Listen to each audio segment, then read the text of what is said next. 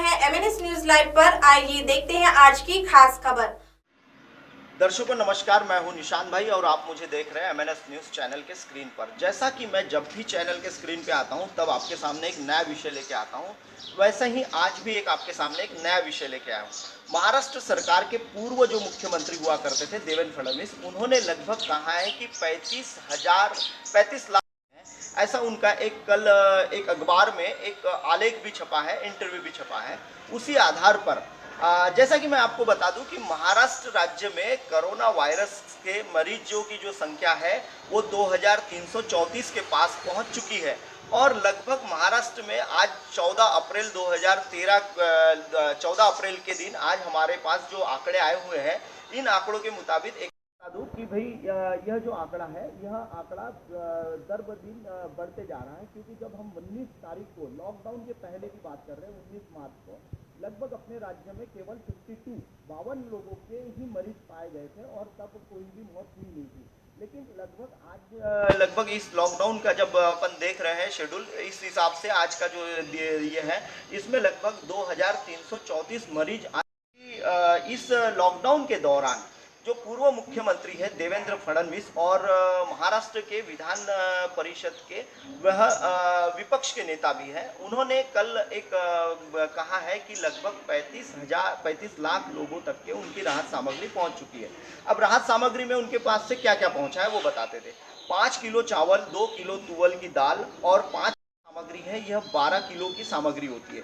अब 12 किलो की अगर सामग्री को हम अगर गुणाकार करें तो लगभग 35 लाख लोगों में यह हो जाती है 42,000 टन, यानी लगभग 42,000 टन का इन्होंने वितरण कर चुके हैं, ऐसा उन्होंने अपने एक बयान में कहा हुआ है। और ये हमारा उन पर आरोप नहीं है, ये हमने उनका एक स्टेटमेंट देखा है और उस आधार पर हमने आपसे बताया हुआ है। लगभग एक अगर ट्रक को 10 टन का अगर एक ट्रक होता है तो वो ट्रक पर लगभग यह लाख लोगों तक के राहत सामग्री पहुंचाने में लगते थे, लेकिन ऐसा कुछ भी देखने में नहीं आया इस लॉकडाउन के दौरान। लगभग मैं भी अभी कुछ जगह जाके आया था कि जैसे कि इनका जो महाराष्ट्र का पूर्वी विदर्भ का इलाका होता है, जिसमें गोंदिया, भंडारा, गढ़चिरौली, चंद्रपुर, वर्धा, नागपुर, यह जो इलाके होते हैं पूर्वी विदर्भ का इलाका कहलाया जाता है। इस इलाके में मोरगा अर्जुनी विधानसभा क्षेत्र के यहाँ के मिनिस्टर भी रह चुके हैं, सामाजिक न्याय मंत्री भी रह चुके हैं। हमने भी कल उनका एक जायजा लिया कि उन्होंने सड़क अर्जुनी जहां उनका निवास स्थान है उस जगह उन्होंने क्या क्या योजनाओं को, क्योंकि भारतीय जनता पार्टी के युवा मोर्चा की ओर से यह सारा जो उपक्रम है 35 लाख लोगों का, यह किया जा रहा है। ऐसे दौर में जब हमने उनसे इस बारे में चर्चा की तो उन्होंने कैमरे के सामने आने से साफ तौर पर मना कर दिया। साथ ही फिर एक हम भीव खिड़की करके कोई गाँव है, वहां भी गए, युवा मोर्चा की एक कार्यकर्ता रहती है, उससे भी जब हमने इस पर संपर्क किया तो उन्होंने भी गोलमोल जवाब दिए, लेकिन कैमरे के सामने आने से उन्होंने मना कर दिया। हम आपको बता रहे हैं कि उन्होंने कैमरे के सामने आने से मना कर दिया था, क्योंकि यह जो कार्य है 35 लाख लोगों तक के जो राहत सामग्री पहुंचाने का कार्य माननीय पूर्व मुख्यमंत्री देवेंद्र फडणवीस जो बता रहे हैं, यह सीधे तौर पर गलत है, यानी लोगों की दिशा भूल करने का काम इनके तौर से चल रहा है। दुनिया की तमाम खबरें फिलहाल चलते हैं नागपुर के न्यूज रूम में, आप देखते रहिए, बने रहिए एमएनएस न्यूज के साथ।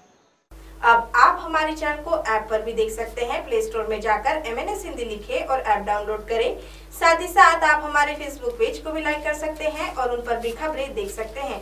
लिंक, ट्विटर, हाइक और इंस्टाग्राम पर भी आप हमारी खबरें देख सकते हैं। आप हमारे चैनल को यूट्यूब पर भी देख सकते हैं और इसे यूट्यूब पर सब्सक्राइब करना बिल्कुल भी ना भूलें। फिलहाल वक्त हो चला एक ब्रेक का। ब्रेक से लौटने के बाद देश और दुनिया की तमाम बड़ी खबरें देखने के लिए बने रहें एमएनएस न्यूज लाइव के साथ। नमस्कार।